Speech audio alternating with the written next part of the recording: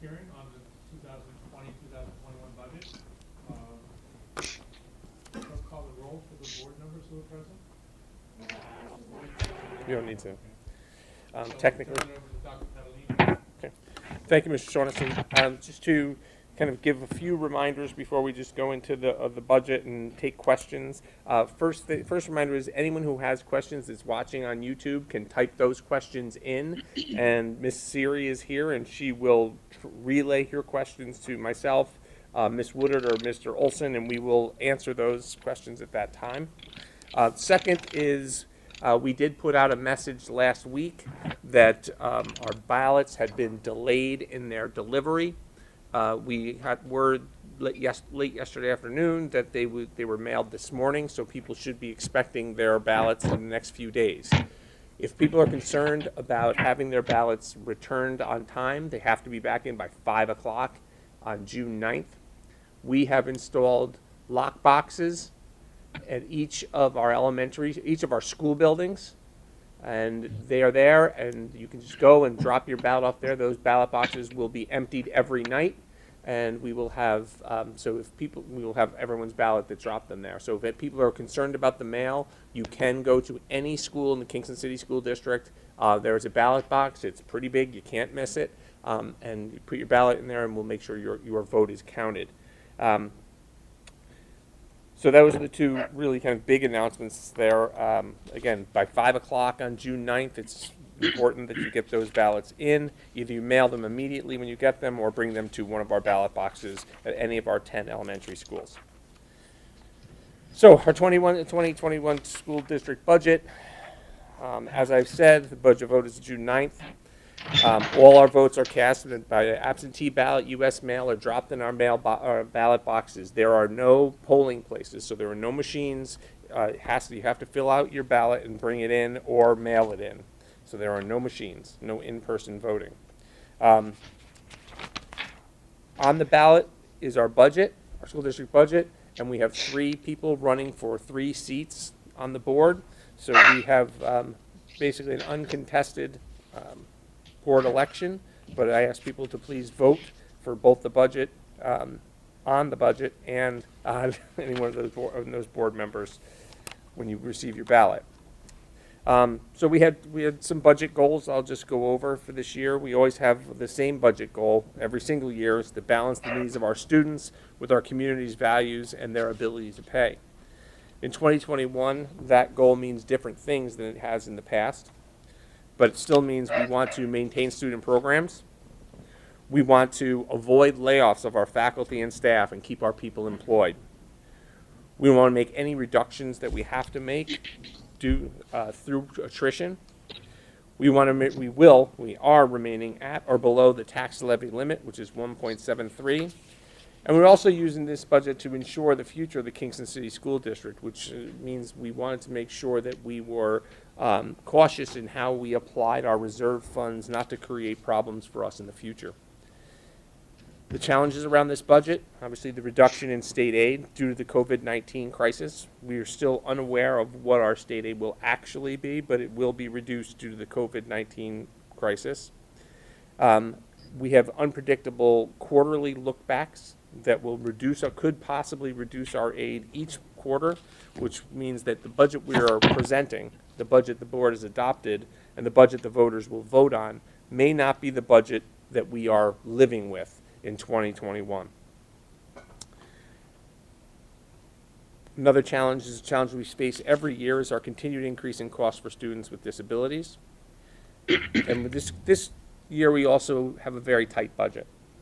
Many of the things that in the past we had in there that seemed like, I guess you could say they were things we were able to do on top of our regular expenses. We're not going to be doing those this year.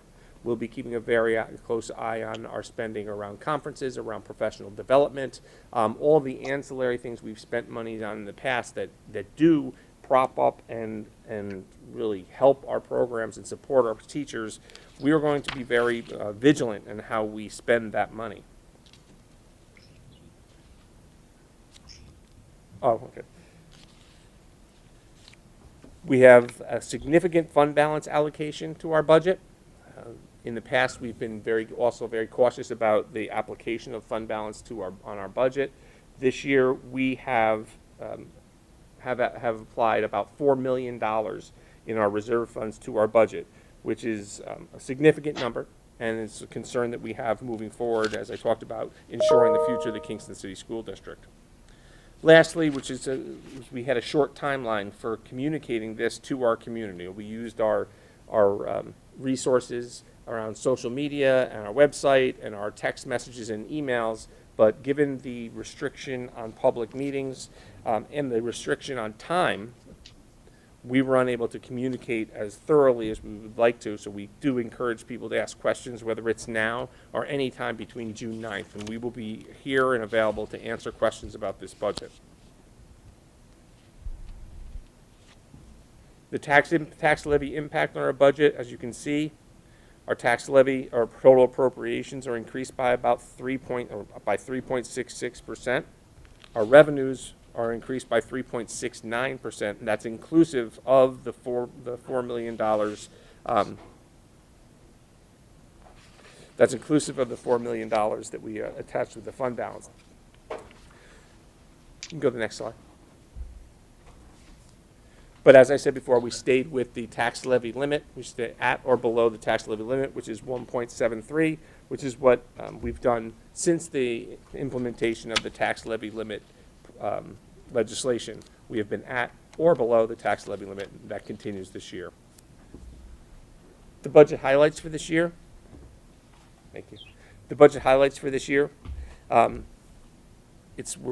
very fortunate to have any budget highlights considering everything that's going on, but this budget maintains all of our student programs: academic, extracurricular, athletic, arts, music, AP, our college classes.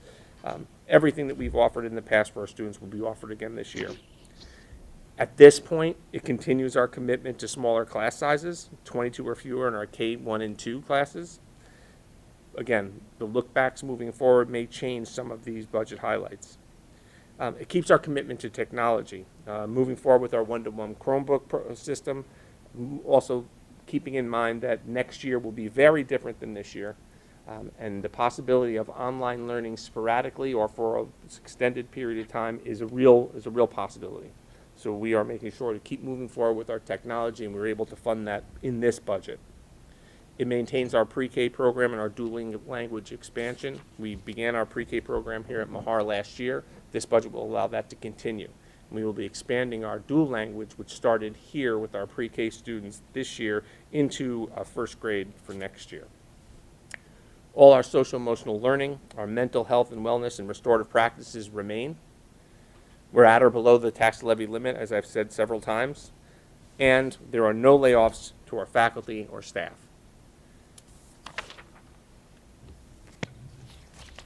To go back,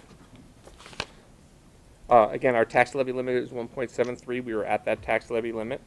Our expenditure increases are 3.65.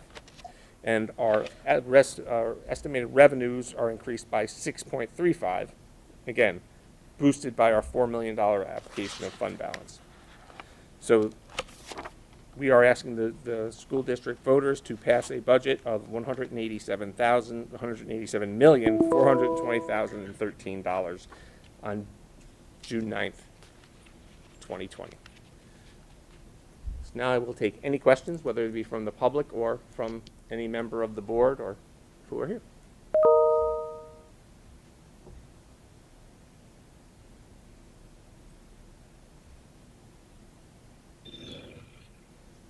Do we have any questions from the public?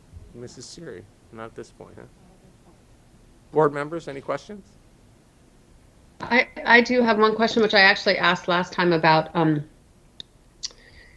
our ability to reach out to communities. Like in past years, you really spent some good time talking to different constituents. So at the chamber breakfast, those kinds of spaces. And I'm wondering if you're able to do any of that outreach remotely in this year. I know it's pretty important. Yeah, we've made, we've done what we could, again, and I've spent time on the radio, as many of you know, and on Radio Kingston, promoting different things within district, but also the budget. But our outreach really has been limited based on time, based on availability of other people, given their, they're staying at home. So we have struggled with communicating the budget.